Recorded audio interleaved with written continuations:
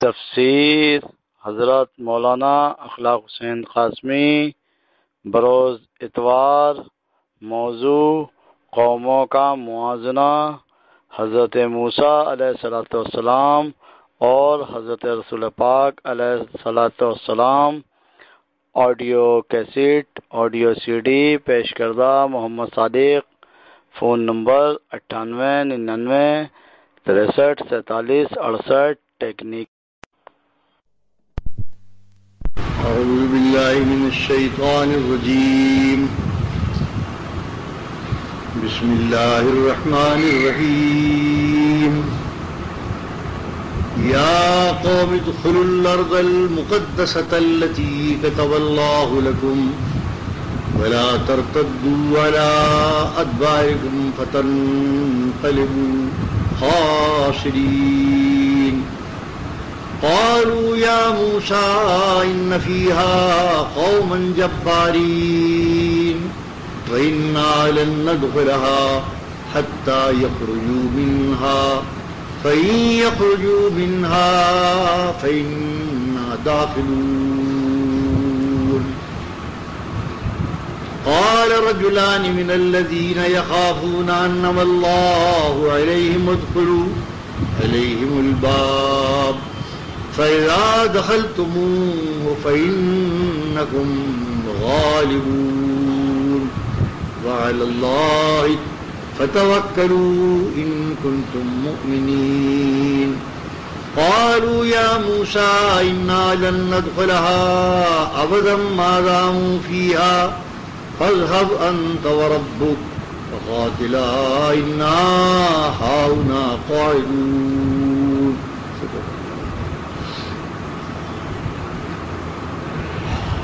اتنا تو آپ کو یاد ہوگا کہ یہ سارے واقعات دریائے قلزم سے عبور ہونے کے بعد کے ہیں.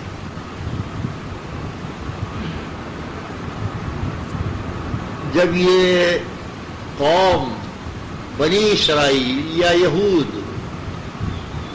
حضرت موسیٰ کے ساتھ ہجرت کر کے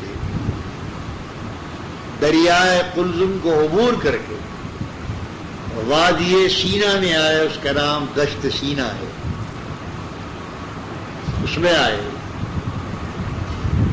تو اب حکم ملا کہ اے موسیٰ ان لوگوں سے کہو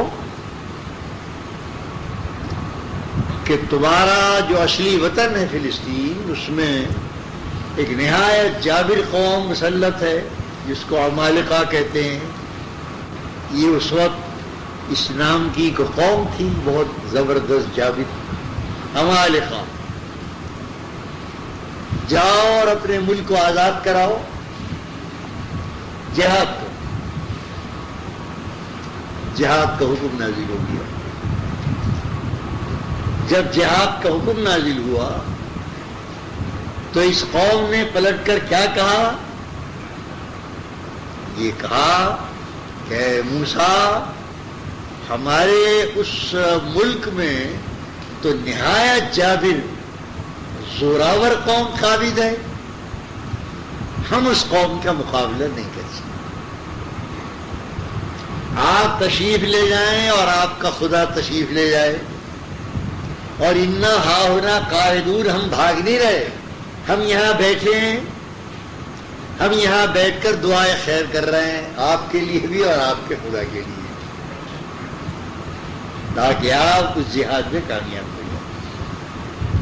انا ہاہنا قاعدون، بھاگ نہیں رہے، قاعدون یہی ہے. بھاگ کے کیا جاتے؟ تو بھاگنے کی کوئی جگہ تھی کہ بھاگ کر جاتے؟ یہ اس قوم کی آخری بدقسمتی ہے.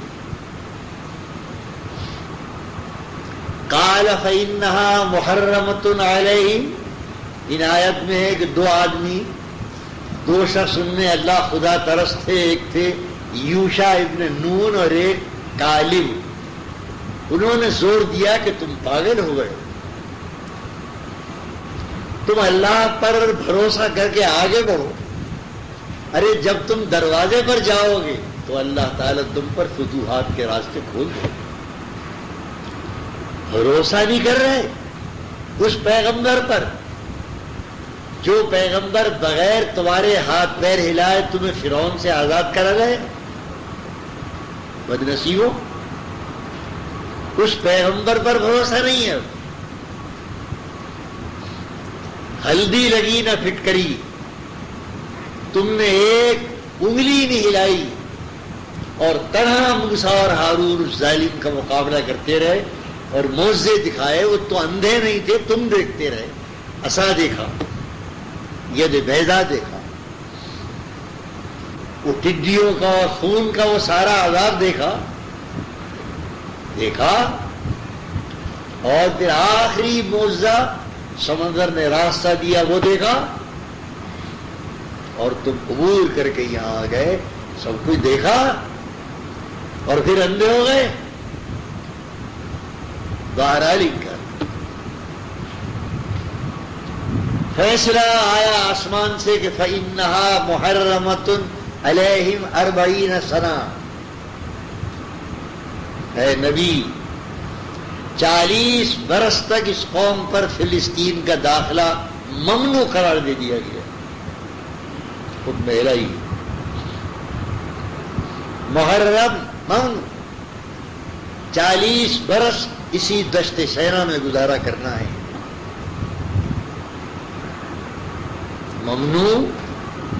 ممنوع کرنے کی کیا معنی؟ حالات ایسے تھے کہ وہاں داخل ہونا تکوینی طور پر ممنوع ہو گیا، قدرتی طور پر. خوف کہ دشمن ہے کھا جائے گا. پیچھے ہٹے دریائے کلو، پیچھے کا ہٹے، آگے جائیں تو دشمن کھا جائے گا. اس خوف اور ہراس میں 40 برس گزرے ہیں اس دشت سینہ میں. اور اللہ تعالیٰ نے ان دونوں پیغمبروں کو 40 برس تک حیات رکھا ہے. یہ دیکھیے قدرت دیکھیے. موسیٰ اور ہارون ان کا کیا قصور تھا؟ لیکن وہ دونوں زندہ رہے تاکہ تھوڑی بہت تبلیغ تو ہوتی رہے. نہ رہے یہ دونوں پیغمبر خیمہ زن رہے قوم کے ساتھ، کیونکہ رب العالمین کو ہلاک کرنا مقصود نہیں تھا. ہلاک کرنا مقصود بڑا انعام کیا ہے اس کو. 40 برس تک دشت سینہ میں اوپر کی فضا ابر آلود رہی ہے، جس کو قرآن نے کہا ہے بقرہ میں وَظَلَّلْنَا عَلَيْكُمُ الْغَمَامَ. ہم نے تمہارے سروں پر بادل لگا دیے تھے، مقرر کر دیے تھے تاکہ تم دھوپ سے محفوظ رہو. بادلوں کا سائبان ظللنا علیکم الغمام، تو اس کا مطلب یہ لکھا ہے کہ موسم ابر آلود رہتا، دھوپ کی تیزی سے بچا دیا تھا.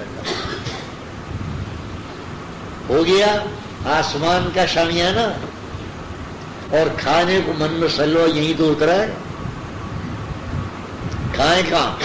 وہاں کیا رکھا تھا اس صحرا میں. اور کھیتی کریں تو کھیتی کے لیے دانا کہاں سے لائے اور ہل کہاں ہیں؟ وہ ٹوٹا پھوٹا چھکڑے پکڑے لے کر وہ دکھاتے ہیں. اس میں تو خیر فرضی ہے لیکن قدرتی بات ہے کہ اسی طرح چلے ہوں گے بنی اسرائیل. 6 لاکھ بنی اسرائیل، کچھ ٹھیلے کچھ چھکڑے بیل. یہ من و سلوہ. اس دشت سینہ میں بٹیرے یا تیتر جیسے پرندے پیدا کرتے ہیں. جب صبح اٹھیں بے شمار بٹیر پھیلی، یہ پکڑ کے آسانی سے ان کو بند کر لیں اور ذبح کر کے کھائیں. اور سلوہ ایک شہد کی قسم کا مد جو اس دشت صحرا کے پودوں میں نکلتا، ایک مت تھا یہ صبح اٹھتے اور صبح اٹھ کر جیسے شبنم، علماء نے لکھا ہے جیسے شبنم آ جاتی ہے پتوں پر، اسی طرح وہ سلوا ان پتوں پر صبح جب اٹھتے تو وہاں نظر آتا ہی اس کو سمیٹ لے، من و سلوا کھاتے رہے 40 برس تک، اور پانی پیتے رہے 40، پانی پیتے رہے 12 چشموں سے الگ الگ، یہی 12 چشمے نکلے ہیں، اور آج بھی جو کچھ دستے سینا کے سیاح ہیں ان کو وہ چٹان ملتی ہے جہاں 12 نشان ہوتے ہیں، 12 قبیلے تھے نا یہ، کئی پانی پہ میں لڑے، جب ذہنیت ہی غلامانہ ہے تو پانی پر لڑے، اللہ تعالیٰ نے 12 چشمے نکالے، الگ الگ چشمہ ہر قبیلے کو، پانی پیتے رہے اور موج مارتے رہے، 40 برس گزرے، 40 برس کے درمیان جو پرانی ذہنیتیں تھیں وہ اللہ تعالیٰ نے ان پر پردہ ڈال دیا، اور جو کل کے نوعمر تھے وہ ابھر کے جوان ہو گئے۔ اب حضرت موسیٰ علیہ السلام اس نوجوان فوج کو لے کر آگے بڑھے،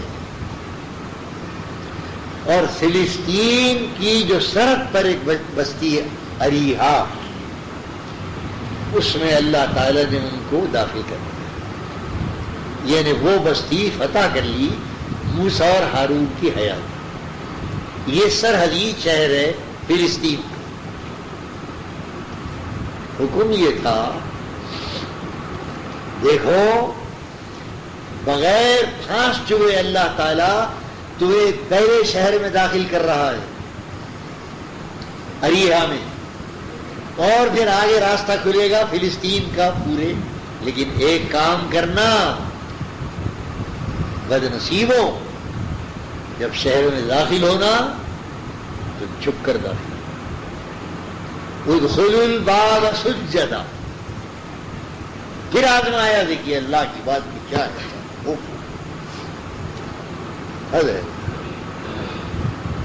پھر ایک موقع دیا کہ جھک کر داخل ہونا، تکبر کے ساتھ داخل نہ ہونا، ادخلوا الباب سجدا، اور وقولوا حطہ حطہ حطہ، یہ تو لفظ عربی ہے حطہ، وہ کوئی لفظ ہوگا ان کی اصلی زبان کا سریانی کا، اس کا ترجمہ ہے حطہ عربی، حطہ معاف کر دے، معاف کر دے، اے اللہ ہم کو معاف کر دے، یہ کہتے ہوئے شریفانہ جانا جھکاؤ کے ساتھ۔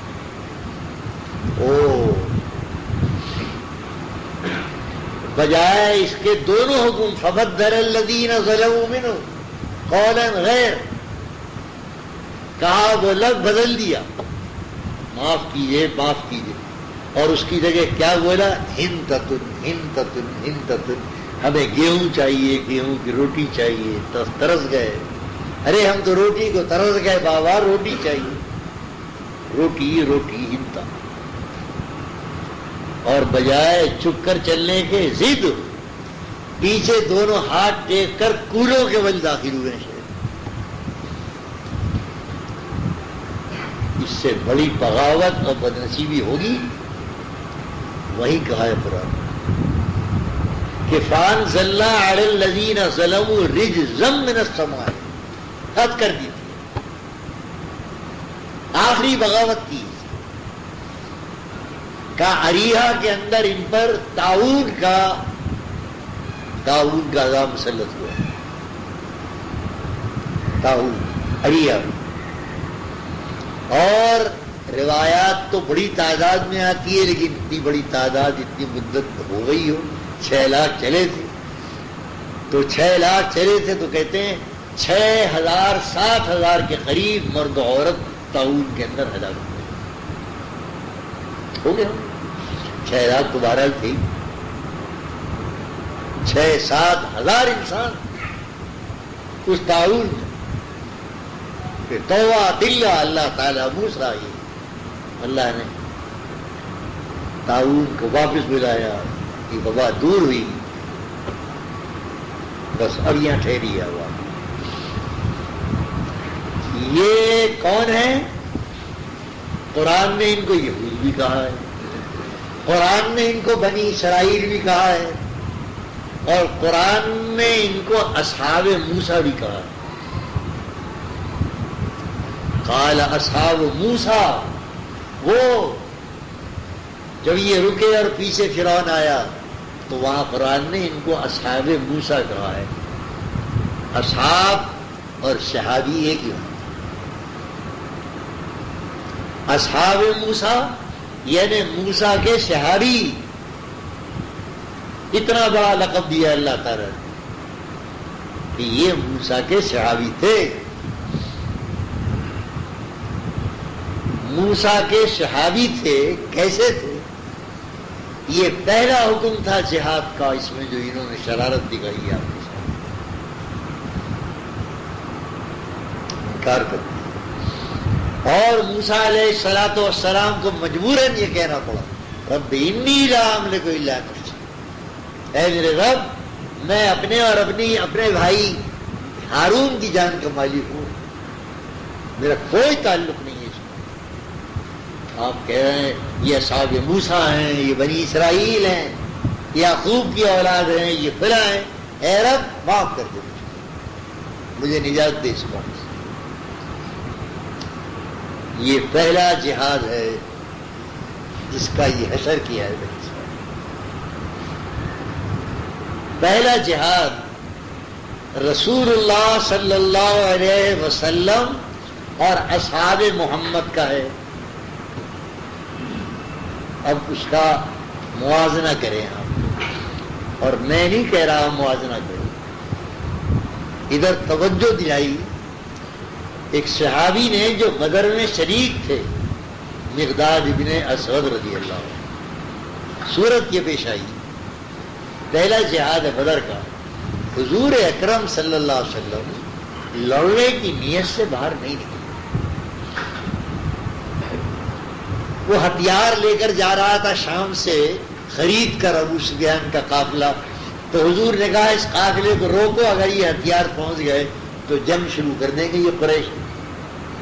لیکن اللہ کی مرضی وہ قافلہ نکل گیا، اور وہ جو ان کو بچانے آئے تھے قریش 1000 وہ سامنے آ گئے۔ مشیت الہی، اللہ کی مشیت نے گھیری۔ رسول اللہ صلی اللہ علیہ وسلم نے کھڑے ہو کر جہاد پر آواز کر، آپ کی پریشانی کیا تھی؟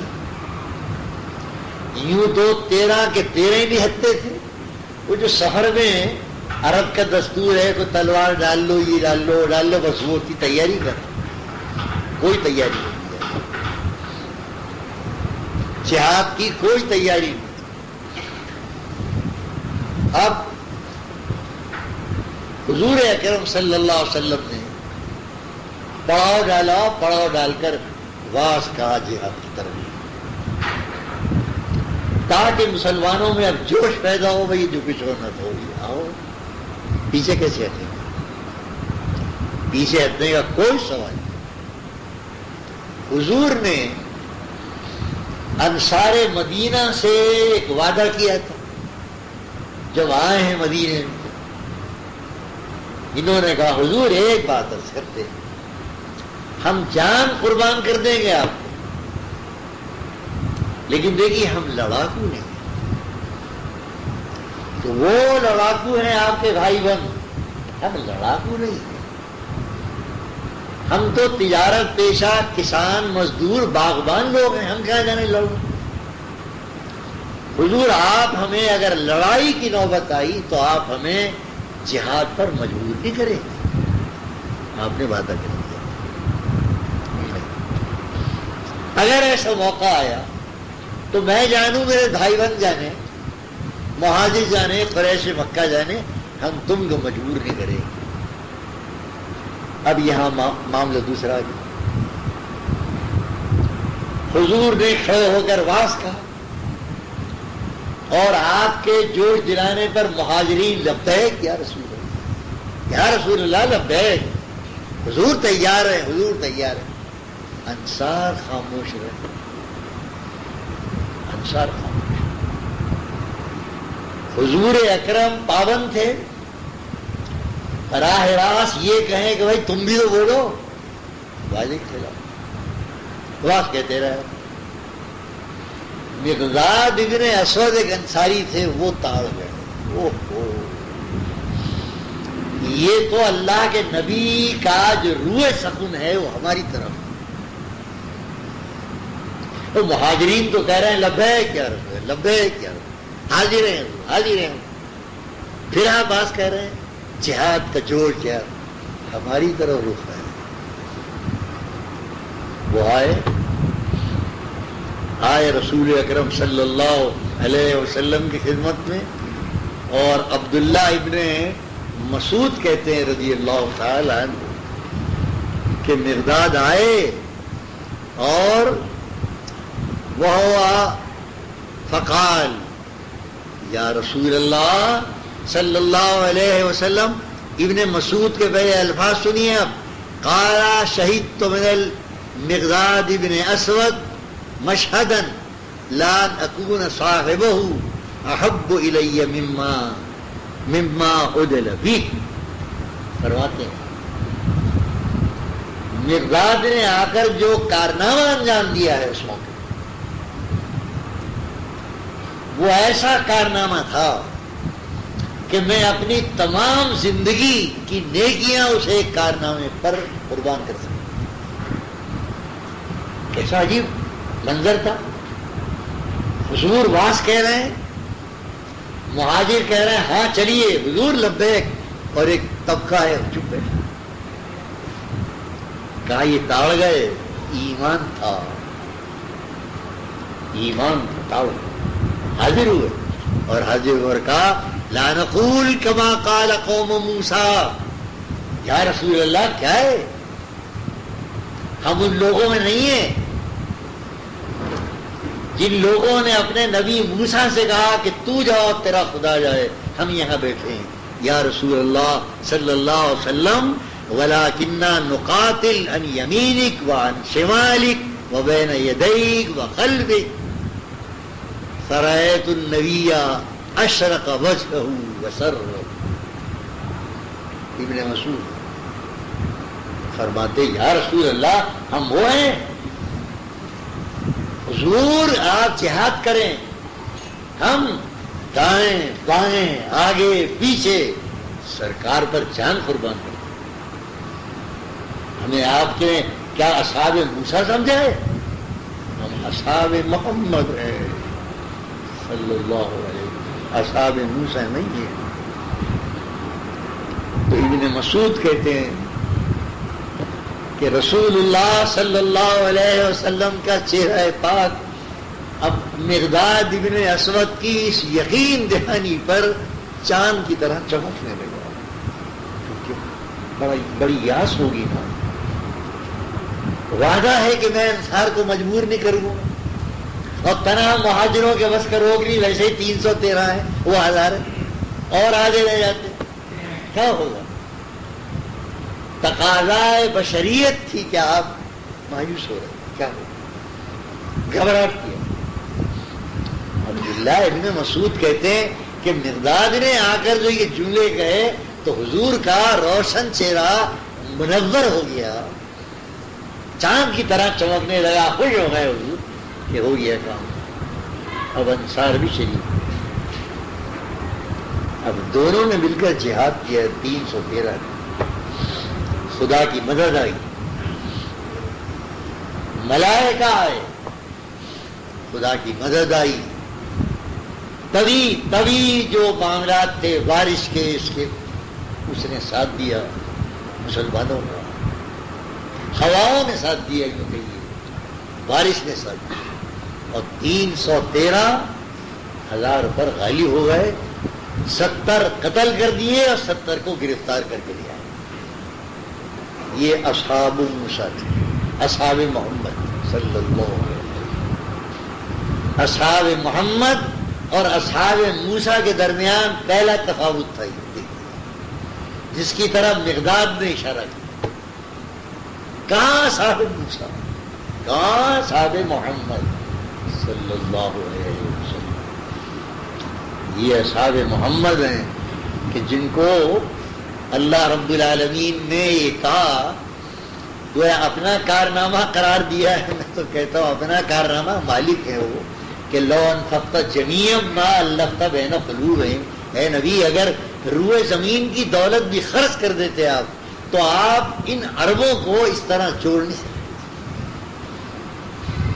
ہم نے جوڑا، ولکن اللہ الف بینہم، ہم نے جوڑا.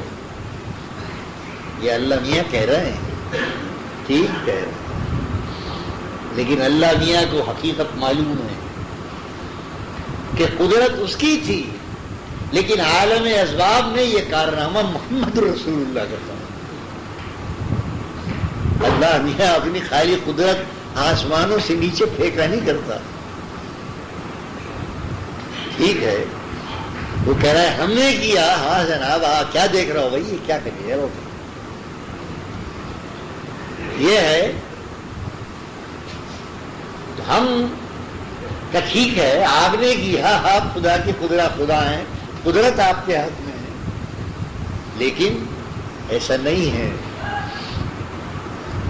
یہ تو اللہ اور پیغمبر کا معاملہ ہے. وہ یہی کہتے ہیں کہ ہم نے کیا. اب نبی یہ کہے گا کہ حضور آپ نے تو کیا، کچھ ہمارا بھی تو اس میں کام ہے، اس کا بھی تو اعتراف کریں آپ. وہ بندہ خاص کیا کہہ سکتا ہے؟ وہ بندہ خاص نہیں کہہ سکتا. لیکن تاریخ تو کہہ رہی ہے کہ اللہ رب العالمین آپ نے اپنی قدرت سے دل جوڑے، لیکن آپ کے رسول نے تدبیر سے، حکمت سے، ایثار سے اور انتہائی شفقت سے کام لے کر ان ٹوٹے ہوئے دلوں کو جوڑا اور ایک سیسا پلائی ہوئی دیوار بنایا ہے. اے محمد صلی اللہ علیہ وسلم، عالم اسباب میں یہ کارنامہ آپ کا ہے. اللہ تعالیٰ تو کہہ رہا ہے ٹھیک ہے، اللہ تعالیٰ سبھی کام اللہ تعالیٰ کر رہا ہے. کون سا کام ہے جو اللہ نہیں کر رہا؟ لیکن اللہ جو کر رہا ہے وہ تو اس کی قدرت ہے. اسباب کیا ہے؟ ایک جگہ کہا ہے، لیکن اب اللہ اور نبی کا معاملہ ہے بھائی، کیا کہہ سکتے ہیں. ایک جگہ کہا ہے قرآن میں، لیکن وہاں بھی اللہ تعالیٰ نے اپنی رحمت آوازی. اللہ مالک ہے، مالک ہے، کوئی شکایت نہیں. فَبِمَا رَحْمَةٍ مِّنَ اللَّهِ لِنتَ لَهُمْ وَلَوْ كُنتَ فَظًّا غَلِيظَ الْقَلْبِ لَانفَضُّوا مِنْ حَوْلِكَ. اے نبی، اللہ کی بڑی مہربانی ہے کہ آپ نرم دل واقع ہوئے ہیں، اور اگر کہیں آپ کی عادت سخت ہوتی تو یہ لوگ چھوڑ کر بھاگ جاتے ہیں. لَانفَضُّوا مِنْ حَوْلِكَ. اعتراف کیا نا اللہ میاں کی وحی نے، اس طرح اعتراف کیا اپنی رحمت کے حوالے سے کیا، لیکن کیا تو صحیح اعتراف کہ آپ کی نرم دلی، شفقت. اگر آپ اس شفقت کے ساتھ ان عربوں کا نہ جوڑتے، نہ بلاتے، تو آپ کی سبدی سے یہ لوگ چھوڑ چھوڑ کر بھاگے. لَانفَضُّوا مِنْ حَوْلِكَ. یہ ہے اعتراف کیا، گو سہارے سے کیا ہے، رحمت کے حوالے سے کیا جاؤ، کیا تو صحیح مانتے ہیں. لیکن تاریخ کیا کہتی ہے؟ تاریخ تو اسباب کو دیکھتی ہے. تاریخ اللہ کی قدرت کو اور اللہ تعالیٰ کے کاموں کو، وہ تو ہیں، اللہ کے سارے کام اللہ کے ہیں. کون سا کام بندے کا ہے؟ لیکن عالم اسباب یہ ہے. اصحاب محمد، اصحاب محمد، یہی وہ اصحاب محمد ہے جن کو قرآن نے خیر امت کہا ہے. آپ نہیں ہیں خیر امت. آپ کو اگر خیر امت کو کہتا ہے تو خیر امت کی گھٹیا قسم، تل چھٹ، وہ خیر امت. خیر امت کی تفسیر حضرت عمر نے تو اور محدود کر دی ہے. وہ کہتے ہیں خیر امت کا لفظ عشرہ مبشرہ کے لیے صرف اور دوسرے صحابہ نے کہا پوری جماعت صحابہ کو خیر امت کہا ہے. اب رہا ان کے بعد کیا ہے؟ یہ بھی خیر امت ہے. یہ خیر امت نام کی ہے اور گھٹیا ہوتی چلی جا رہی ہے. والا ترین خیر امت، یہ گھٹیا خیر امت، نام کی خیر امت، اصل خیر امت. تو قرآن کریم نے کہا کتب اللہ کتب فی قلوبہم الایمان اولئک الذین کتب علیہم الایمان. کیا ہے؟ وزینہ فی قلوبکم. اے نبی صلی اللہ علیہ وسلم، جو جماعت تیار کر کے ہم نے دی ہے نا، یہ وہ جماعت ہے جن کے دلوں میں اللہ تعالیٰ نے ایمان لکھ دیا. فی قلوبہم الایمان لکھ دیا، سب کر دیا. پتھر کی لکیر ہے ان کا ایمان. کتب فی قلوبہم اولئک هم الراشدون. یہی لوگ ہیں ہدایت یافتہ راشد. یہ ہے اصحاب محمد صلی اللہ علیہ وسلم. یہ موازنہ میں اس لیے کر رہا ہوں کہ اصحاب موسیٰ سے ہمیں لینا دینا کیا؟ وہ برے تھے، بھلے تھے، تاریخ آ گئی، لیکن قرآن جو سب سنا رہا ہے کیوں سنا رہا ہے؟ کہانی. قرآن اصحاب موسیٰ کے واقعات اس لیے سنا رہا ہے کہ اللہ نے اپنے محمد کو جو اصحاب عطا کیے تھے ان کا کمال اس امت کے سامنے ہے. اصحاب موسیٰ کے آئینے میں اصحاب محمد کی تصویر دیکھی ہے. یہی حاصل ہے اور کو حاصل ہے. بنی اسرائیل نے یہ کیا، بنی اسرائیل نے کیا. بنی اسرائیل وہ لانتی ہے، لعنت رہے قیامت تک، کم وقتوں میں پھٹکار رہے گی. اب کیا سنا رہے ہیں ہمیں آپ؟ بنی اسرائیل. ہاں سن لیا، لیکن ہم سمجھ رہے ہیں آپ کیوں سنا رہے ہیں. ہم کو اس لیے سنا رہے ہیں کہ اصحاب محمد کو اس آئینے میں دیکھیں اور فرق کرے اصحاب موسیٰ اور اصحاب محمد کی طرف. اللہ تعالیٰ نے جو اصحاب محمد کے نام کی جماعت رسول اللہ صلی اللہ علیہ وسلم کو عطا کی تھی، دنیا کی قوموں میں، دنیا کی امتوں میں اس امت اور قوم کی کوئی مثال نہیں. نبی بے مثال آخری، امت بے مثال آخری. یہ جو آج تک اقتدار ہے نا، اقتدار اس گھٹیا خیر امت کو، کل چھٹ کو 1500 برس ہو گئے پھر بھی ہے. کیوں؟ کیا ہے یہ؟ انہوں نے اتنی طاقت سے شیطان کو مارا تھا، اتنی طاقت سے اللہ کا دین بلند کیا تھا. گرتے گرتے گرتے 15 صدیاں ہو گئیں اور ہم اور تم بیٹھے. صورت سیرت کوئی لگا نہیں کھاتی ان سے، لیکن آبرو لیے بیٹھے. اتنی محنت کر گئے وہ، اتنے زور سے دھکا دیا ہے اس گاڑی کو پٹڑی پر کہ اب تک چل رہی ہے. حالانکہ انجن نہیں ہے، ڈبہ چل رہی ہے. اس طاقت سے دھکا دیا، چل لیا ہے. یہ ہے اصحاب محمد صلی اللہ علیہ وسلم. کیونکہ اصحاب محمد کی پیروی لازم ہے، اصحاب محمد کے ساتھ ایمان اور محبت کا تعلق لازم ہے.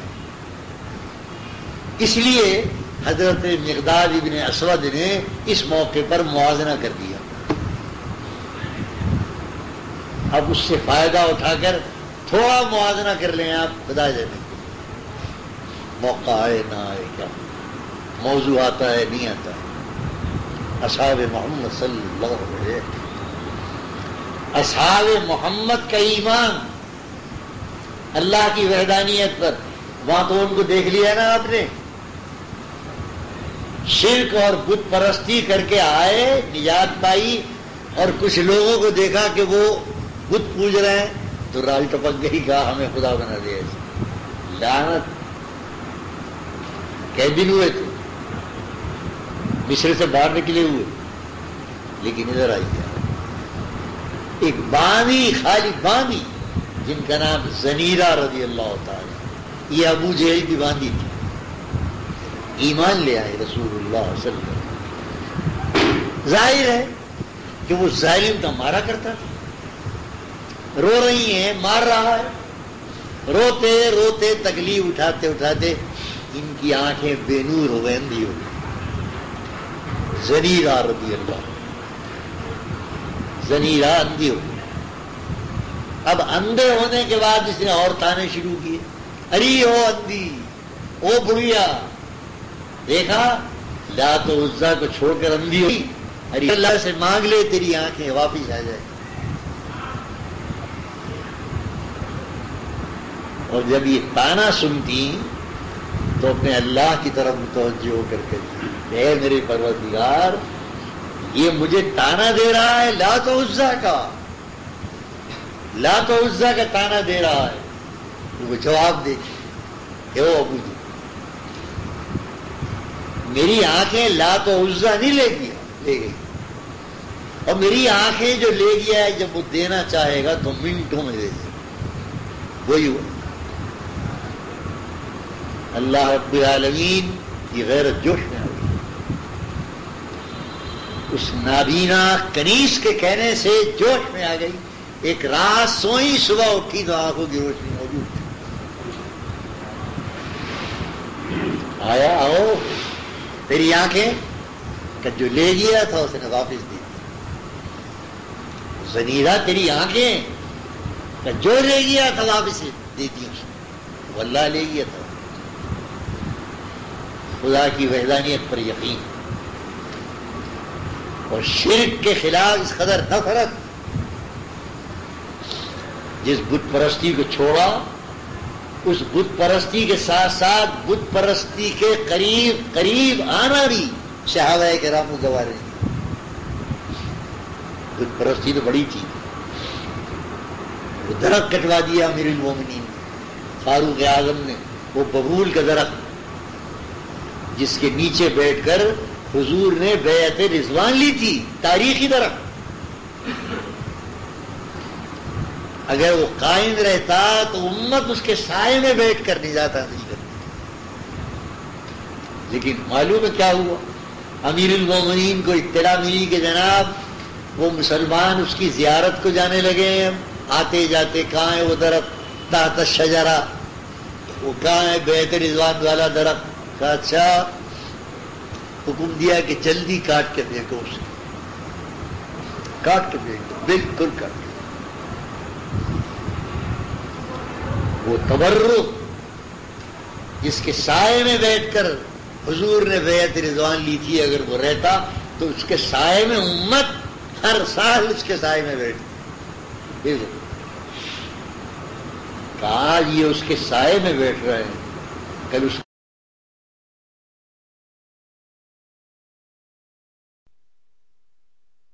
اس کو پوجیں۔ یہ حال توحید کا، توحید کے عقیدے کی پختگی کا یہ حال، صحابہ کرام رضوان اللہ۔ پھر عبادت کا حال، عبادت کے یہ حال کہ کوشش کرتے نبی سے آگے بڑھ جائیں صلی اللہ علیہ وسلم، خدا کی عبادت کا جذبہ، یہ شوق کہ حضور اکرم صلی اللہ علیہ وسلم عبادت کرتے، یہ کرتے، وہ تو بخشے بخشائے ہیں، جو کرتے ہیں وہ ان کے لیے ٹھیک ہے، آؤ آگے بڑھیں۔ کچھ نوجوانوں نے ارادہ کر لیا، طے کر لیا کہ صاحب حضور کی بات تو دیکھیے الگ ہے، آپ کا کیا ہے، آپ کو تو اللہ تعالیٰ نے کہہ دیا کہ جائیے لیغفر لک اللہ ما تقدم، آگے پیچھے جو کچھ کیا ہے سب اللہ تعالیٰ نے اس پر پانی پھیر دیا، آپ محفوظ ہے، ہم کیا کریں، ہماری بخشش تو بہت کسالہ ہے۔ تو ایک اس میں حضرت علی تھے اور کون تھے، سب نوجوان جذباتی سے. ایک صاحب نے کہا بھائی میں تو یہ قسم کھاتا ہوں کہ آج سے میں بیوی کو ہاتھ نہیں لگاؤں، مجرد زندگی میں. ایک صاحب نے کہا بھائی میں یہ قسم کھاتا ہوں گوشت نہیں کھاؤں گا. ایک صاحب نے کہا میں زمین پہ نہیں سوؤں گا. یہ عہد کر لیا اور وہ صوفیانہ زندگی انہوں نے گزارنی شروع کر دی. وہ بزرگ جن کی بیوی، جنہوں نے بیوی کے پاس نہ جانے کا عہد کیا تھا، وہ آ گئی حضرت عائشہ سے ملنے. انصاریہ نام بھی دیا ہے. تو انہوں نے دیکھا کہ یہ انصاری خاتون یہ تو جب آیا کرتی تھی بال بنے ہوئے، مہندی لگی، جو شریعت کا حکم ہے عورت کے لیے، بناؤ سنگار، کنگھی چوٹی، یہ آج کیسے آئی ہیں؟ بال بکھرے ہوئے، میلا کچیلا، نہ مہندی نہ. کہا تمہیں کیا ہوا مالک، کیا ہو گیا تم؟ کیا ام المومنین آپ کو کیا پتا کیا ہم پر گزر کیا رہی ہے؟ کیا گزر رہی ہے؟ کہ یہ گزر رہی ہے کچھ نوجوان صحابیوں نے اس طرح کی قسمیں کھا لی ہیں. اس میں میرے شوہر ہیں، انہوں نے قسم کھا لی کہ میں ہاتھ ہی نہیں لگاؤں گا. اب بناؤ سنگار کس کے لیے کریں؟ جس کے لیے بناؤ سنگار کرنے کا حکم ہے وہ تو ہو گیا صوفی. اب میں کیا کروں؟ یہ حال اس لیے دیکھ رہی ہیں. اب عورت ذات کو عورت کی لگتی. آئے رسول اللہ صلی اللہ علیہ وسلم اور آ کر کہا یا رسول اللہ کیا اپنی امت کو یہی سبق دے رہے ہیں آپ؟ کیا ہوا عائشہ، ناراض کیوں ہو رہی ہے؟ کیا یہ سبق دے رہے ہیں؟ وہ فلاں نے یہ قسم کھا لی، فلاں نے یہ کھا لی، فلاں نے یہ کھا لی. اور وہ آئی تھی انصاری خاتون، بڑے گھر کی تھی، بناؤ سنگار کر کے رہتی تھی. آئی ہیں تو اس طرح آئی ہیں، نہ بالوں میں کنگھی ہے، نہ چوٹی ہے، نہ تیل، جھاڑ سبو لے کے. اچھا اور بلاؤ ان کے شوہر کو، اور بلاؤ ان سب آ گئے کہ کیا سننا ہو. ارے حضور کہا کیا کریں؟ یہ سوچا کہ آپ تو اللہ کے محبوب ہیں، یہ نماز وغیرہ یہ بھی بہت ہے، یہی آپ کے لیے کافی ہے، آپ تو جنت میں سیدھے پہنچ جائیں گے. اور حضور ہماری نمازیں، نماز بھی پڑھ رہے ہیں، گناہ بھی کر رہے ہیں. اب فرمائیے آپ وہ نماز پڑھ رہے ہیں جس کے ساتھ کوئی گناہ ہی نہیں ہے، آپ کی نماز تو معراج ہے. اور حضور ہماری نماز، معاف کیجیے گا، ہماری نماز کھڑے ہوتے ہیں محراب میں اور خیال ہوتا ہے دکان کا، گاہک آیا نکل نہ جائے، خیال وہاں لگا ہوا ہے کھڑے میں امام کے پیچھے. انہوں نے کہا السلام علیکم ورحمۃ اللہ. السلام علیکم. او خیال ہوا کہ نماز پڑھ رہے تھے ہم. جاؤ یار نماز پڑھ رہے تھے، کہاں نماز میں تھے؟ ہماری نماز سرکاری ہے، آپ کی نماز. اصول دیا امت، اصحاب محمد کو، محمد رسول، اصحاب محمد کہا سن لو، جو یہ آرزو کرے، کوشش کرے کہ مجھ سے زیادہ اللہ کی عبادت کر کے اللہ کو راضی کر لے، وہ غلط فہمی ہے. علیکم بسنتی، علیکم بسنتی، تمہیں تو میری سنت پر چلنا ہے. اور فمن رغب عن سنتی، جو میری سنت سے اعراض کرے گا، چاہے وہ اعراض کرے کوتاہی میں اور چاہے وہ اعراض کرے صوفی بننے میں آگے بڑھ جاؤ، ساری زندگی اللہ اللہ کرتے رہو. یار کیا رکھا ہے کمانے میں اور سونے میں؟ ساری رات جاگو، ساری دن نمازی پڑھو، جنت تمہارے ٹھیکے میں آ جائے گی. کیا غلط فہمی ہے اس میں. جتنی عبادت میرے ہاں ہے اتنی ہی عبادت میری سنت ہے. اور جو اس سے آگے بڑھ کر کوشش کرے گا میری سنت سے زیادہ اس نے میری سنت سے اعراض کیا نہ اس کی نماز قبول نہ ہو جائے۔ سوال تو میری اتباع کا ہے، میں رات کو سوتا بھی ہوں اور اللہ اللہ بھی کرتا ہوں، افطار بھی کرتا ہوں اور روزہ بھی رکھتا ہوں۔ دیکھ لو اب میری زندگی میں تو دین اور دنیا دونوں چیزیں ہیں۔ یہ اصحاب محمد، یہ جذبہ کہ اللہ کو راضی کرنے کے لیے محمد سے آگے بڑھ جاؤ صلی اللہ علیہ وسلم، اور پھر روک رہے ہیں آقا، نہیں مجھ سے آگے نہیں بڑھ سکتے، توبہ ہو جاؤ، بس میری زندگی معیار ہے، میں کھاتا بھی ہوں پیتا بھی ہوں، نہیں ہوتا تو پتھر باندھ لیتا ہوں، اللہ تعالیٰ عطا کرتا ہے تو خوب کھاتا ہوں، رات کو بیوی بچوں میں رہتا ہوں، اللہ اللہ بھی کرتا ہوں، یہ بھی سنیے، یہ ہے میری زندگی۔ دیکھا روزے کی مثال دیکھیے، اب حضور اکرم صلی اللہ علیہ وسلم 100 میں وصال رکھتے تھے، اللہ نے طاقت دی تھی، 100 میں داؤدی کہتے ہیں اسے، افطار کیا اور پھر روزہ شروع کر دیا، تھوڑا سا افطار کیا، صحابہ کرام نے شروع کر دیا، آپ کے علم میں آیا تو بلاؤ کہ کیا کر رہا ہو، یہ جو آپ کر رہا آپ بھی تو 100 میں وصال رکھ رہے ہیں، کہا تم میری ریس نہ کرو، ایکم مثلی، ارے تم میں کون مجھ جیسا محمد ہوگا، تم کو محمد ہو، تم ابو بکر ہو، تم عمر ہو، ابو ذر غفاری ہو، ابن مسعود ہو، تم میں کوئی محمد نہیں ہے، محمد تم نہیں، اور یطعمنی ربی ویسقین، میری کیا ریس کرو گے، میرا رب مجھ کو کھلا بھی دیتا ہے پلا بھی دیتا ہے، اور تمہیں نظر نہیں آتا، کہاں کس وقت کھلاتا ہوں، کھلانے پلانے سے یہ مطلب نہیں ہے کہ آسمان کے فرشتے آ کر حضور کو کھلاتے ہوں گے اور پانی پلاتے ہوں گے، میرا رب کھلاتا ہے، میرا رب پلاتا ہے، یعنی میرے رب نے وہ طاقت بخشی ہے مجھ کو، بغیر کھائے پیے برداشت کرتا ہوں، تم نہیں کر سکتے۔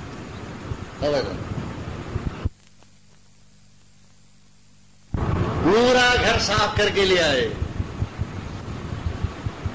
کیا کسی پیغمبر کی امت میں ایسی مثالیں ہوں؟ کبھی اللہ کے دین کو 23 برس میں تو آسمان پر پہنچا دیا، اور 23 برس کے بعد ان کے جانشینوں نے 4 دام عالم میں پھیلا دیا، کوئی مثال ہے ایسی؟ کوئی امت ہے ایسی؟ کوئی امت ایسی؟ خیرات تبوک کے لیے چندے کا اعلان کیا، سارا گھر لے آئے، صدیق سارا گھر لے آئے، اور عمر کہہ رہے ہیں کہ اس موقع پر میں ابو بکر سے آگے بڑھوں گا، اس موقع پر موقع آ گیا میں آگے بڑھوں گا۔ وہ آگے بڑھنے میں انہوں نے کیا حساب لگایا، آدھا بال بچوں کے لیے اور آدھا اللہ کے نبی کے لیے، دین کے لیے، بڑا تیر مارا، آدھا آدھا کر کے بس کہا کہ میں جو آدھا لے جا رہا ہوں میں مجھ سے کوئی آگے نہیں ہوگا، لا کے ڈال دیا ایک طرف جہاد، اس میں کپڑے کی ضرورت، پیسے کی ضرورت، غلے کی ضرورت، ڈال تو دیا، لیکن عمر مطمئن نہیں ہوئے ابو بکر کی طرف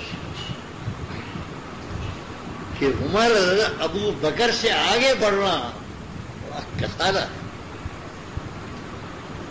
صحابہ کرام کے پاس گئے، نہیں یہاں تو آؤ، ابو بکر کیا لائے؟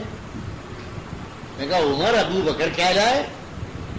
میں آؤں تو سارا گھر سمیٹ کے لے آئے، سارا گھر لے آئے، کہاں؟ میں تو آدھا لایا ہوں، کہ کیا ابو بکر سے آگے بڑھو، اور جواب سنا کیا تھا ابو بکر کا، کہ ابو بکر بال بچوں کے لیے کیا چھوڑا ہے، کیا چھوڑایا یا رسول اللہ، اللہ اور اس کے نبی کا نام چھوڑایا۔ او اللہ، کسی امت کو ایسے افراد نصیب ہو، کسی امت کو ایسے زکوٰۃ اور خیرات دیکھی، اور اللہ کی راہ میں جان قربان کرنا۔ ایک واقعہ سنا دوں آپ، اللہ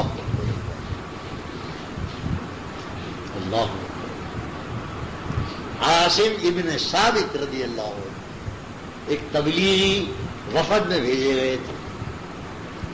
رال و زکوان قبائل تھے، وہ لے گئے، یا رسول اللہ ان حفاظ کو بھیج دیجئے آپ، یہ ہمارے یہاں رہیں گے، اللہ کا دین سکھائیں گے، تعلیم کہا بھائی لے جاؤ، بھروسہ حوالے کرتے.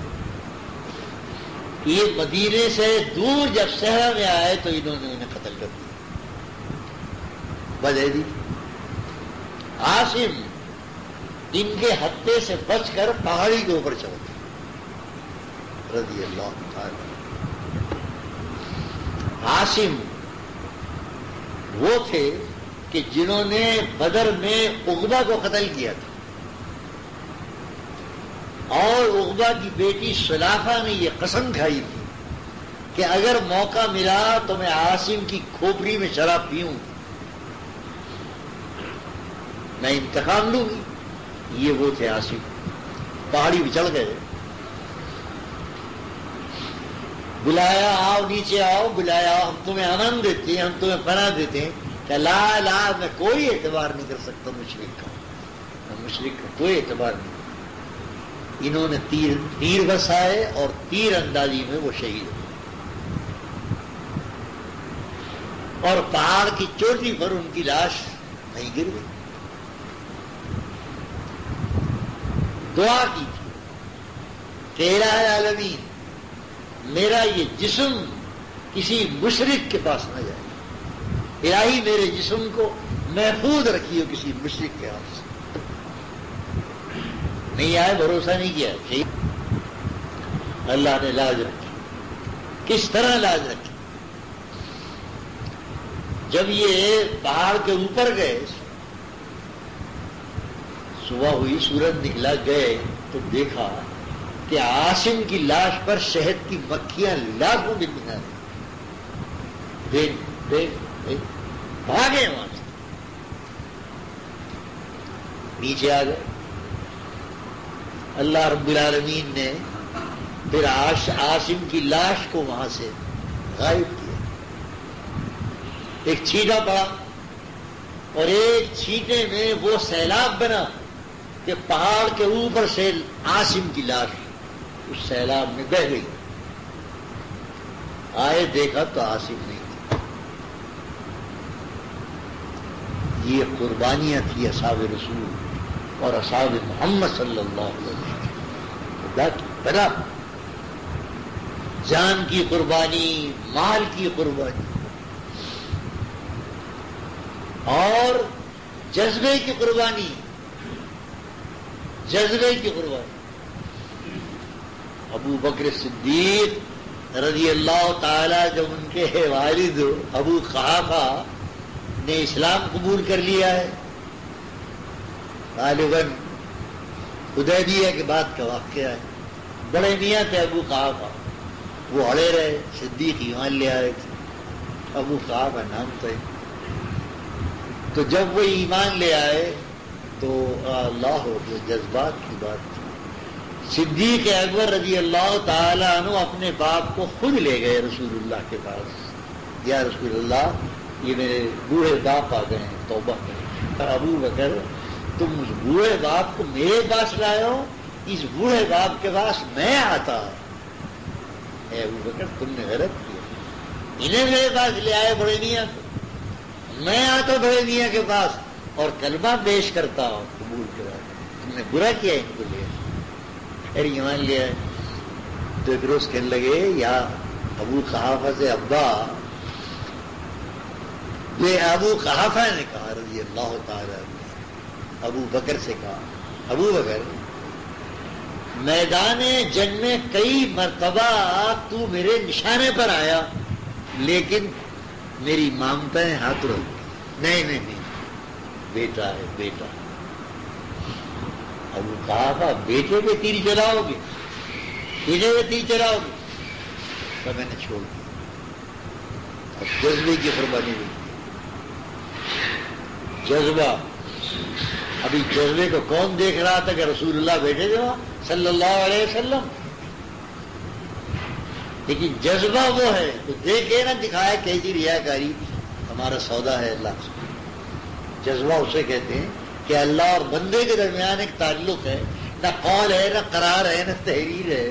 جذبہ اسے کہتے ہیں جس کو اللہ دیکھتا ہے، اللہ بندے کو دیکھتا ہے.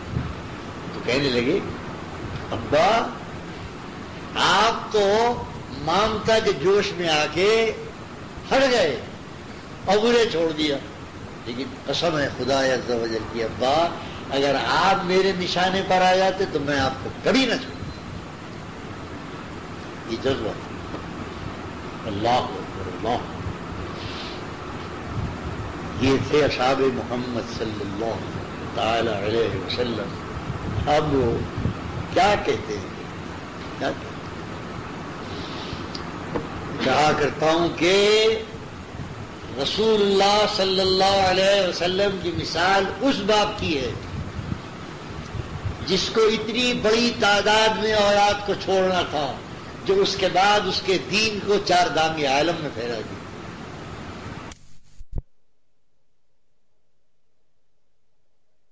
چار آدمیوں سے دین کا کام چلنے والا نہیں تھا. 2-4 آدمی، 200-400 آدمی، 1000-2000 آدمی نہیں تھے، کافی نہیں تھے. اہل بیت رسول کافی تھے. جو اللہ تعالیٰ نے اپنی اولاد چھوڑی، داماد چھوڑے، نواسے چھوڑے، یہ اولاد پنجتن 5 ہی تو تھے، یہ کافی تھے اس سارے کام کے لیے. عقل میں آتا ہے کون کافی ہو سکتا ہے؟ 1,24,000 چھوڑے.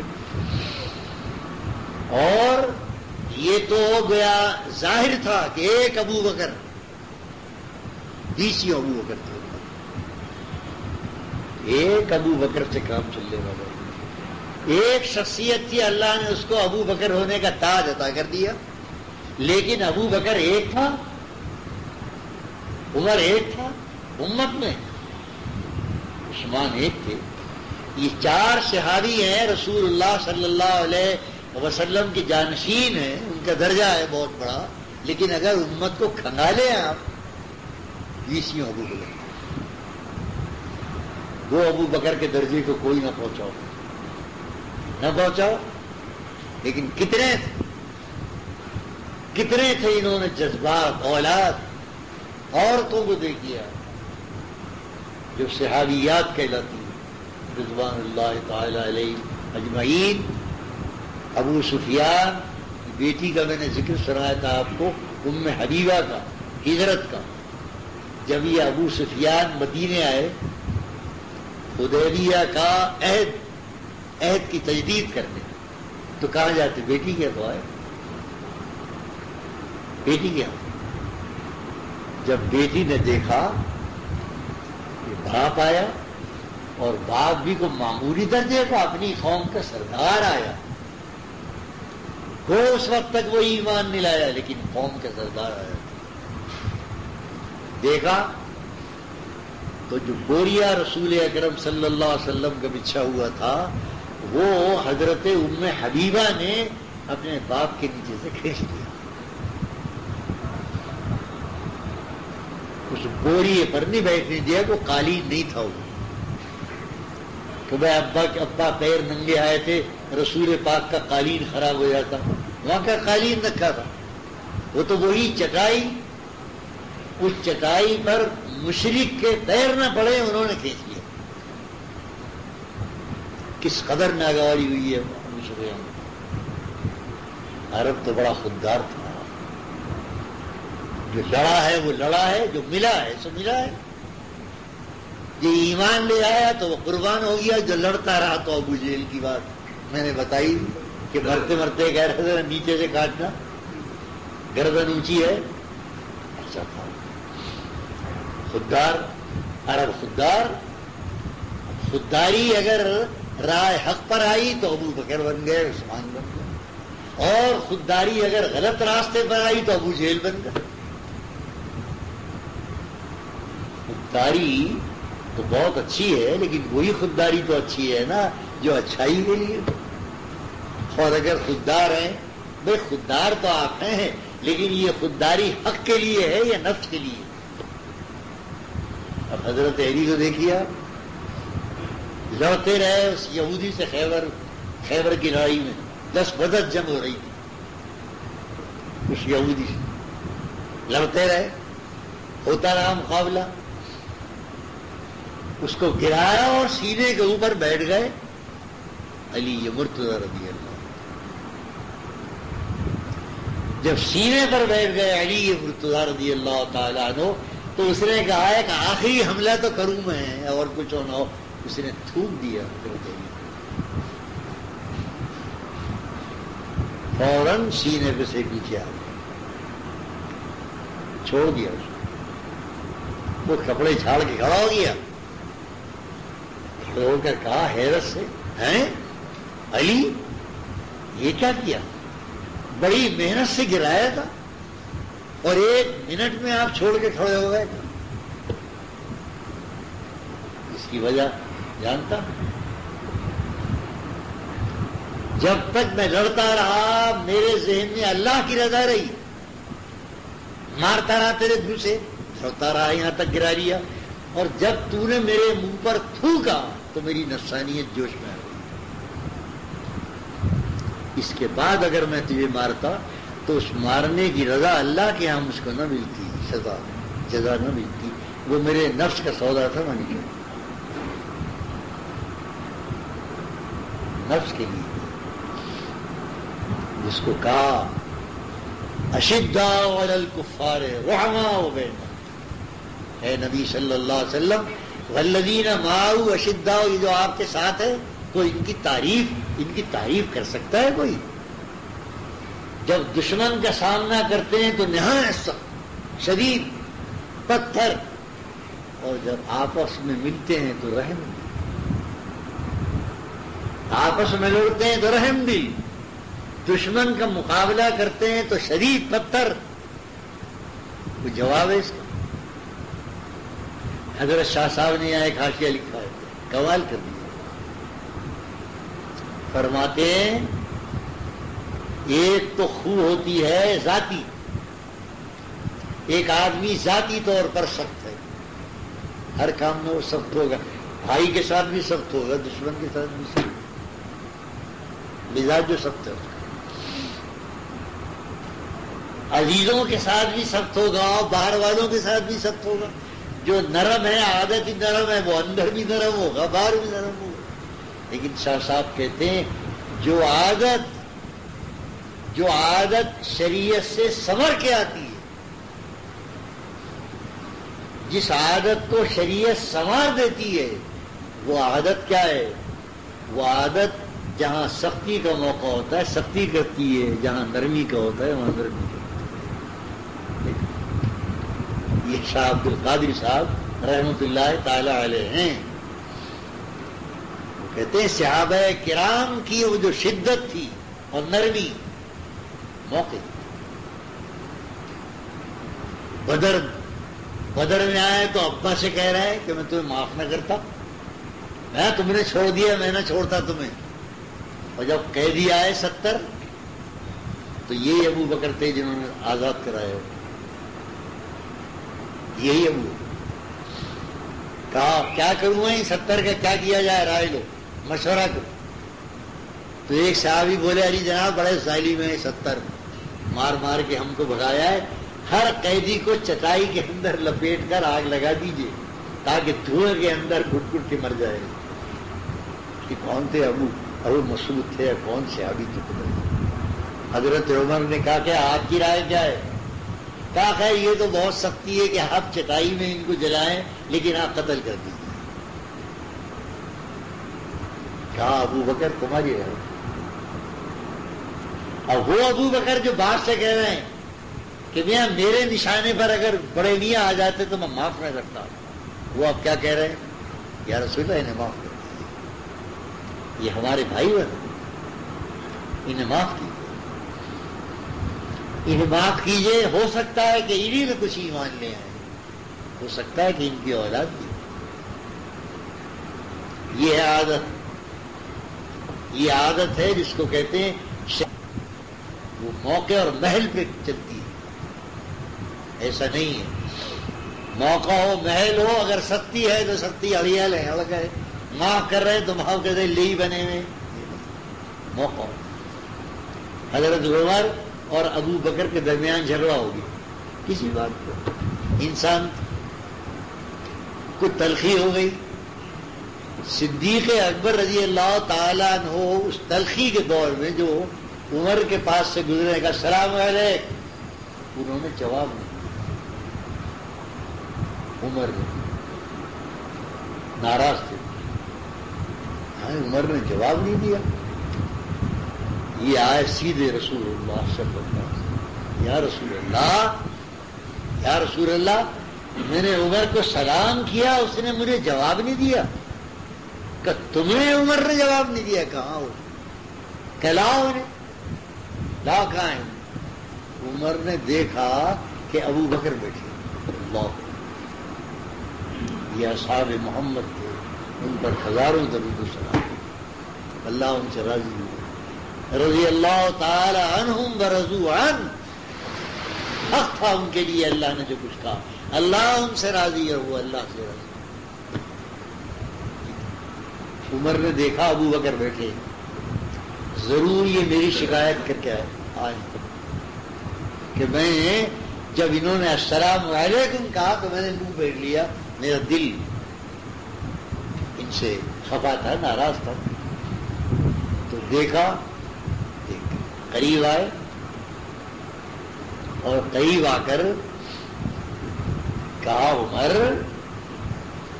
میری موجودگی میں، کہا میرے ہوتے ہوئے، اور میرے ابو بکر سے تم لوگ ایسا برتاؤ کرو گے میرے ہوتے ہوئے، تو میرے بات کیا کرو؟ دیکھا حضرت عمر دوزانو کھڑے ہو گئی. یہ دستور تھا جب کسی بڑے کو، بادشاہ کو، باپ کو، سردار کو کہ غصے کو ٹھنڈا کرنا ہوتا تھا، تو وہ شخص جو مجرم تھا، گناہگار تھا، وہ گھٹنوں کے بل کھڑے ہو کر معافی مانگتا. یہ گھٹنوں کے بل کھڑے ہو گئے، انہوں نے کہا رضیت باللہ ربا وبالاسلام دینا وبمحمد صلی اللہ علیہ وسلم. یا رسول اللہ، یا رسول اللہ، میں تو راضی ہوں اللہ پر، اللہ کی توحید پر اور آپ کی نبوت پر، میں تو راضی ہوں، میں نے راضی ہو کر تو اسلام قبول کیا یا رسول اللہ.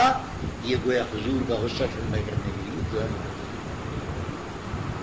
عمر، اب ابو بکر بھی دیکھیا، ابو بکر نے دیکھا کہ بھئی یہ تو معاملہ بگڑ گیا.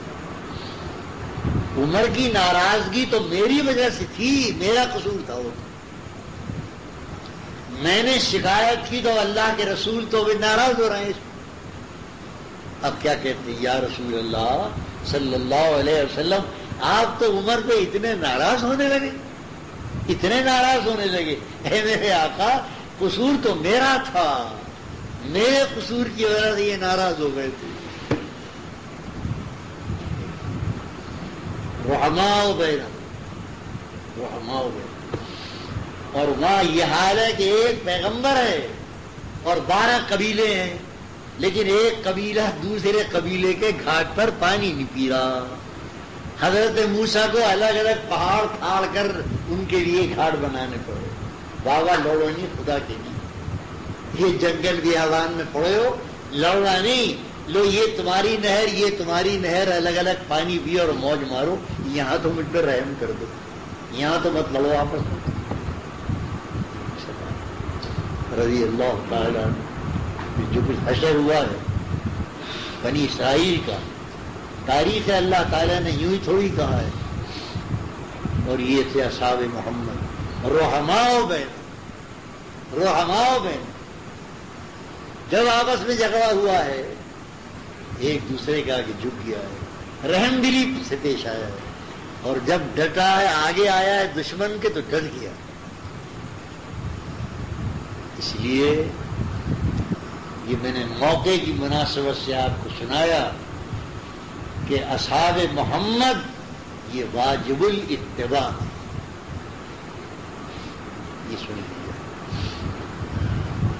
صحابہ کرامی کی جماعت ہے کہ جن کا اسوہ اور جن کی لائف رسول اللہ صلی اللہ علیہ وسلم کی سنت کا حصہ ہے. اب یہ اسی اختلاف کی وجہ سے فقہ میں اختلاف ہو گیا ہے. صحابہ کے اختلاف سے تو ہوا نا اختلاف. ابن مسعود کہتے ہیں کہ میں نے رسول اللہ صلی اللہ علیہ وسلم کو ہاتھ باندھ کر ہی دیکھا. ابن عباس کہتے ہیں میں نے حضور کو ہاتھ کھول کر بھی نماز پڑھتے دیکھا. دونوں روایتیں ہیں, دونوں روایتوں پر فقہاء نے عمل شروع کر رکھا. وہ بھی ٹھیک, یہ بھی ٹھیک, کیونکہ صحابہ جو ہے راوی انہوں نے یہی دیکھا کہ حضور یوں پڑھ رہے ہیں, انہوں نے یہ دیکھا کہ حضور یوں پڑھ رہے ہیں. انہوں نے نماز پیچھے پڑھی تو یہ دیکھا کہ ہر سورہ فاتحہ پڑھی جا رہی ہے, اور انہوں نے یہ بنا کہ حضور نے منع کر دیا بھائی امام کے پیچھے فاتحہ نہ پڑھا کرو. انہوں نے فاتحہ پڑھتے دیکھا. اس سے فقہ میں اختلاف ہوا اور کوئی اختلاف. اللہ رب العالمین ہمارے لیے صحابہ ہی ہیں, صحابہ کے واقعات, صحابہ کی حکایات, صحابہ کا اسوہ, یہی ہے واجب الاتباع. صرف اتنا ہے کہ جہاں اختلاف دیکھو وہاں علماء سے پوچھ لو کہ بھائی دیکھنا وہاں تو یہ تھا, یہاں یہ اختلاف ہے نا صحابہ میں, یہ اور اختلاف ان کے دیکھنے میں, سمجھنے میں. ایک صحابی نے قول رسول کو کچھ سمجھا. عبداللہ ابن مسعود, دیکھیے آپ, عبداللہ ابن مسعود کی روایات پر ہماری فقہ ہے, فقہ حنفی. عبداللہ ابن مسعود کوفے میں تھے اور ہمارے امام بھی کوفے میں تھے. تو جو روایات عبداللہ ابن مسعود نے حضور کی نقل کی ہیں انہی پر فقہ حنفیہ کا دار و مدار ہے. رفع یدین نہ کرنا, تشاہد میں یہ کرنا, اور کئی مسئلے ہیں. وہی عبداللہ ابن مسعود نے کہا کرتا, وہی عبداللہ ابن مسعود کرائے نے دیکھا تو بیوی کے گلے میں گنڈا پڑا ہوا تھا. انہوں نے ہاتھ ڈال کر توڑ کے پھینک دیا, گنڈے کو توڑ کے پھینک دیا. کہے کیا ہے؟ کہے عبداللہ یہ کیا ہے؟ اس پہ رقیہ ہے, رقیہ, دم درود کا گنڈا ہے, یہ دم درود کا گنڈا. ہاں کہ میں نے رسول اللہ صلی اللہ علیہ وسلم سے یہ سنا ہے, لا رقیہ فی الاسلام, اسلام میں کوئی رقیہ نہیں ہے. میں نے توڑ کے پھینک دیا. یہی روایت سنی تھی عبداللہ بن مسعود نے, اس پہ عمل کیا. کہا آپ سمجھے نہیں ہے رقیہ میں یہ گنڈا کہاں سے لائی تھی؟ کہ سنا کیا ہے, کہاں سے لائی تھی؟ کہ میری آنکھ میں تکلیف ہو گئی تھی, میری آنکھوں میں تکلیف ہو گئی. کسی نے کہا پڑوسی میں یہودی ہے وہ چھو منتر کرتا ہے. یہ سب یہودیوں نے پھیلایا ہے اس امت میں, چھو منتر اور گنڈا اور تعویذ اس انداز کا, یہ سب یہودیت کا عذاب پھیلا ہوا ہے اس امت میں, بری طرح پھیلا. تو کہا وہ کسی نے کہا وہاں ہے. میں وہ یہودی کے پاس گئی, اس یہودی نے میری آنکھوں پر دم کیا, میری آنکھیں ٹھیک ہو گئی. میں نے اس سے گنڈا لے کے ڈال لیا. کہا یہ گنڈا ہے. ارے کہا تو سمجھی وہ تماشا کیا تھا؟ کیا تھا؟ کہا جب تیری آنکھوں میں تکلیف ہوتی تھی تو شیطان دونوں طرف سے اپنی انگلیاں تیری آنکھوں میں گھسیڑتا تھا, یوں گھسیڑتا تھا, تیری آنکھوں میں تکلیف ہوتی تھی. تو اس کے اشارے پر یہودی کے یہاں پہنچ گئی. جب اس نے اپنا دم درود کیا, جو کچھ بھی اس کا شوبدہ تھا کیا تھا, وہ اس نے اپنی انگلیاں ہٹا لی, تیری آنکھیں ٹھیک ہو گئی. تو سمجھی کہ یہودی کے عمل سے ہوا, وہ اصل میں شیطان نے وہ انگلی دینی چھوڑ دی. وہ جو انگلی دے رہی ہے وہ چھوڑ دی. یہ عبداللہ ابن مسعود ہیں. کہاں ہیں یہ علماء؟ کیا پڑھا ہے انہوں نے حدیثوں میں اور کیا سمجھا ہے اسلام کو؟ عبداللہ ابن مسعود رضی اللہ تعالی حدیث میں ہے, حدیث میں رقیہ ہے. یہ دونوں محبتین یہ رقیہ ہی ہیں. دم کرنا رقیہ کہتے ہیں، دم کرنے. یہ دونوں صورتوں سے رقیہ آیا ہے حدیث میں کہ ہو تو یہ پڑھو دم کرو ہے. لیکن عبداللہ ابن مسعود نے کیا کیا؟ عبداللہ ابن مسعود نے تقوی پہ عمل کیا، تقوی کے خلاف. کسی صحابی نے کوئی گنڈا اپنے گلے میں نہیں ڈالا. رسول اکرم صلی اللہ تعالی علیہ وسلم اتنا ضرور کرتے تھے کہ بچے آتے تھے تو آپ ان کو کبھی لعاب دہن چٹا دیا، کبھی آپ نے اپنے وضو کا بچا ہوا پانی دے دیا، صحابہ لے آئے، لیکن گنڈے تعویذ کی دکان کھول رکھی تھی. مسجد نبوی ہے کہ بوتلیں لگی ہوئی ہیں، بوتلیں لیے چلے آ رہے ہیں لوگ، اور امام صاحب دم کرو. مسجد نبوی میں وہ بوتلیں آیا کرتی تھی. کبھی دیکھا ہے کسی نے کو بوتل لایا ہو؟ ایک ٹھنڈا بنا لیا، اس کو توڑ کے پھینک دیا عبداللہ بن مسعود رضی اللہ. تو صحابہ کرام کا اسوہ حسنہ، صحابہ کرام کا طریقہ، یہ ہمارے لیے دین ہے، ہمارا دین ہے. اور یہی فرق ہے اصحاب محمد میں اور اصحاب موسیٰ. اصحاب موسیٰ ہمیشہ کے لیے ملعون ہو، لعنت پھٹکار، اور اصحاب محمد قیامت تک درود و سلام. اللہ ان سے راضی اور وہ اللہ سے راضی. اللہ